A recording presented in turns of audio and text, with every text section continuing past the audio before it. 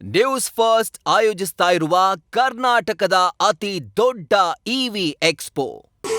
ಅದನ್ನು ಇಂದು ಉಪಮುಖ್ಯಮಂತ್ರಿಗಳಾದಂತ ಡಿ.ಕೆ. ಶಿವಕುಮಾರ್ ಅವರು ಅನಾವರಣ ಮಾಡಿದ್ದಾರೆ. ಇದರ ಮುಖಾಂತರ ನಾಡಿನ ಕರ್ನಾಟಕದ ಸಾಧಕರ ಸಾಲಿನಲ್ಲಿ ಕರ್ನಾಟಕದ ಸಾಧಕರ ಸಾಲಿಗೆ ಮತ್ತೊಂದು ಗರಿಮೆ, ಕಿರೀಟದಲ್ಲಿ ಮತ್ತೊಂದು ಗರಿಮೆ ಅಂತ ಹೇಳಿದ್ರೆ ಮಾನ್ಯ ಸಿದ್ದರಾಮಯ್ಯನವರು. ಅವರಿಗೆ ನಾವೆಲ್ಲರೂ ಕೂಡ ಈ ಕಾರ್ಯಕ್ರಮದ ಮುಖಾಂತರ ಅಭಿವೃದ್ಧಿಯನ್ನ ಸಲ್ಲಿಸ್ತಾ ಇದ್ದೇವೆ.